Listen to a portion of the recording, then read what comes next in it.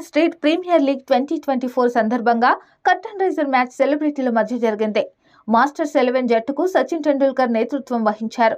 ఈ ఫ్రెండ్లీ మ్యాచ్లో సచిన్ జట్టులో అక్షయ్ కుమార్, ఎల్విస్ యాదవ్, సురేష్ రైనా, స్టూవర్ట్ బిన్నీ, యూసఫ్ పఠాన్, ఇర్ఫాన్ పఠాన్, ప్రవీణ్ కుమార్ సభ్యులుగా ఉన్నారు.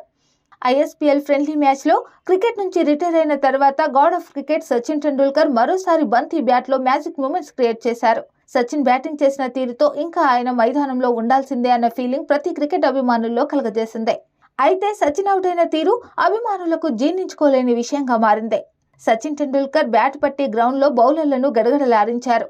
కేవలం 16 బంతుల్లో 30 పరుగులతో మంచి జోష్తో బ్యాటింగ్ చేశారు.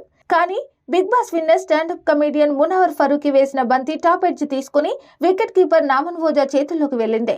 దాంతో సచిన్ ఇన్నింగ్స్ కు తెరపడింది. సచిన్ టెండూల్కర్ అవుట్ అవ్వగానే స్టేడియం అంతా నిశ్శబ్దంగా మారింది. మాస్టర్ బ్లాస్టర్ అవుట్ కాగానే ప్రపంచం ఓ క్షణకాలం ఆగిపోయిందా అనే ఫీలింగ్ కలిగించింది.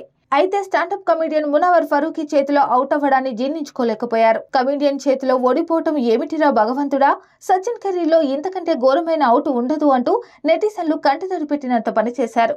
ఇండియన్ స్ట్రీట్ ప్రీమియర్ లీగ్ విషయానికి వస్తే దేశంలోని ప్రతిభావంతులైన క్రికెటర్లను గుర్తించే లక్ష్యంతో ఈ టోర్నమెంట్ను ప్రారంభించారు. ఈ టోర్నమెంట్లో అమితాబ్ బచ్చన్ యజమానిగా, మాజీ ముంబై జట్టు, శ్రీనగర్ కేవీఆర్ జట్టుకు ఓనర్గా అక్షయ్ కుమార్, బెంగళూరు స్ట్రైకర్స్ జట్టుకు హృతిక్ రోషన్, చెన్నై సింఘం జట్టుకు సూర్య, ఫాల్కన్ రైజర్స్ జట్టుకు రామ్ చరణ్, టైగర్ ఆఫ్ కోల్కతా జట్టుకు సైఫ్ అలీ ఖాన్, కరీనా కపూర్ ఖాన్ యజమానులుగా వ్యవహరిస్తున్నారు.